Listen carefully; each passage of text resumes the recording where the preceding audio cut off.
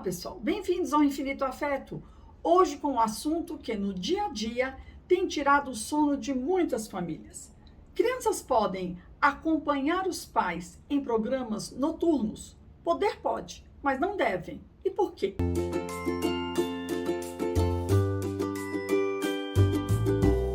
Para que vocês não pensem que essa resposta é como tantas outras que aparecem nos vídeos e blogs, baseadas apenas no achismo ou em experiências pessoais, e para que se possa entender as razões pelas quais as crianças não devem participar, mesmo quando acompanhadas dos pais, de jantares ou programas noturnos que são próprios dos adultos, é necessário que a resposta seja bem fundamentada e é importante entender como, no decorrer da história da evolução, ocorreu a definição do conceito de infância e o significado do que representava ser criança. Isso porque, apesar das crianças sempre terem existido durante toda a Idade Média, que teve início no ano de 476 depois de Cristo, passando pelo Renascimento, pelo Iluminismo, até o começo da Idade Moderna, no ano de 1453, não havia sequer um vocabulário que representasse e explicasse o conceito de infância ou o que significava ser criança. As crianças eram simplesmente ignoradas, assim como eram ignoradas as particularidades que faziam com que elas fossem diferentes dos adultos. As crianças que sobreviviam às doenças, que eram muitas, eram tratadas como adultos que ainda não haviam crescido e, por essa razão, viam, ouviam, participavam e compartilhavam do mesmo ambiente e viviam no mesmo mundo social e intelectual dos adultos. O entendimento do conceito de infância só aconteceu na Idade Moderna, que começou em 1453. Nesse momento, surgiu uma vasta literatura, inclusive literatura médica, destinada aos pais, aos educadores e às crianças. E foi a partir dessas novas leituras que ocorreu, então, uma grande mudança nos costumes, destacando uma maior preocupação com a educação formal e também informal. Ao se reconhecer que as crianças necessitavam de cuidados especiais antes de adentrar no mundo adulto, elas passaram a ser respeitadas e a educação passou a ser vista como uma obrigação. Portanto, a infância, tal como a conhecemos hoje, é uma invenção moderna. Aqui vale a pena lembrar que a Idade Moderna acabou no século XVIII, no ano de 1789, com a Revolução Francesa, e que hoje, em pleno século XXI, estamos vivendo tempos denominados de pós-modernos, contemporâneos ou ainda tempos líquidos, como se refere o filósofo Bauman aos tempos atuais. A infância deixou de ser vista apenas como uma fase de maturação biológica e passou a ser entendida como fruto ou resultado de uma evolução, não só cultural, mas também histórica. Cada cultura tem, portanto, a sua definição de infância. Na nossa cultura ocidental, a criança passou a ter o seu espaço, o seu canto, brinquedos e roupas adequadas à idade e às atividades do brincar, e passou a ser cuidada e olhada. Portanto, a construção social da infância levou aproximadamente 200 anos para se firmar como um valor socialmente compartilhado. Foram necessários 200 anos para que a criança saísse do anonimato e se tornasse o centro dos casais.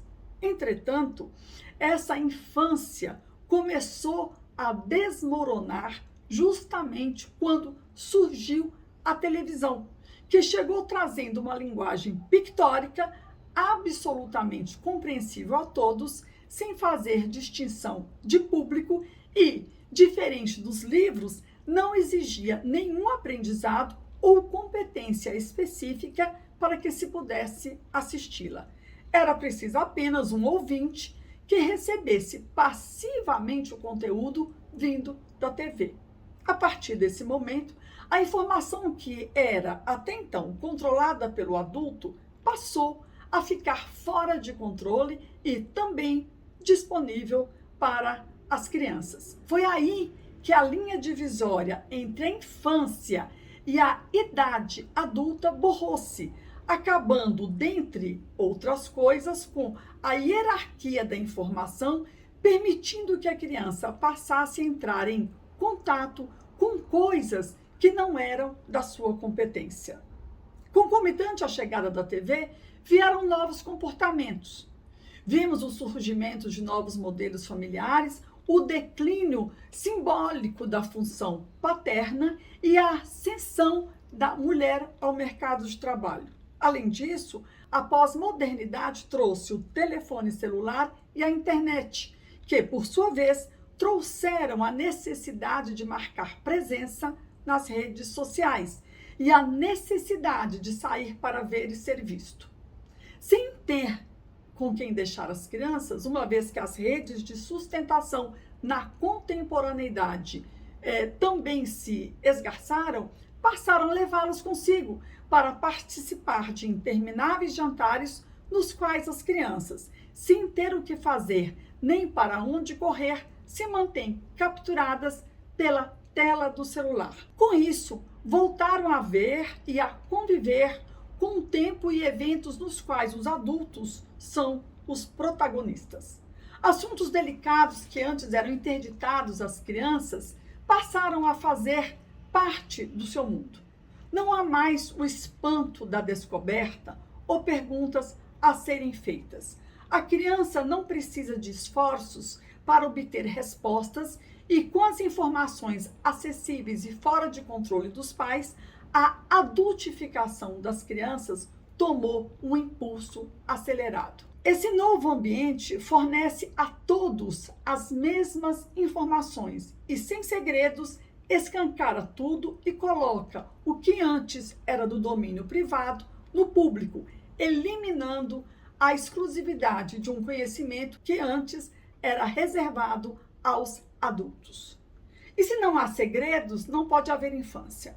Além da companhia de outras crianças para poder brincar, criar e inventar, as crianças precisam também da companhia dos pais. São os pais que têm que estar com as crianças, não as crianças com os pais. No entanto, em programas de adultos, geralmente as crianças são levadas a ficar com os pais e, sem ter o que fazer e nada com quem compartilhar, acabam dormindo e babando na mesa ou no colo dos pais em pizzarias, restaurantes e bares. Sem nenhuma ordem, critério ou censura, atualmente as crianças, não importa a idade, são vistas participando de situações as quais deveriam ser da competência exclusiva dos adultos. Elas veem, ouvem e se intrometem no que não têm capacidade para entender, angustiando-se e sentindo-se ameaçadas e vulneráveis. Definitivamente, programas de adultos não são adequados para as crianças. Antes vistas como um estorvo, as crianças contemporâneas têm um estatuto diferencial e preferencial por serem consideradas qualitativamente diferentes dos adultos. E os pais não deveriam ignorar a consciência da particularidade que distingue essencialmente a criança do adulto, mesmo aquele jovem, e que está além de roupas, brinquedos e quartos bonitos. No entanto, fragilizados nas suas funções parentais, os pais ficam em dúvida e inseguros quanto à sua atuação. E essa atitude de insegurança reflete diretamente no comportamento das crianças. Conflitados, muitas vezes culpados e incoerentes, inconsistentes e permissivos, os pais são incapazes de se interditarem a si mesmos e, por essa razão, tampouco interditam as crianças. Se as crianças desde cedo entram em contato com mistérios, segredos e informações que estão para além da sua capacidade de compreensão, como faremos para distingui-las dos adultos? Estaríamos de volta à Idade Média? Bem, Apesar de angustiante, esse é o assunto que trago para hoje, para que os pais possam refletir a partir de um embasamento sólido. O que queremos para as nossas crianças?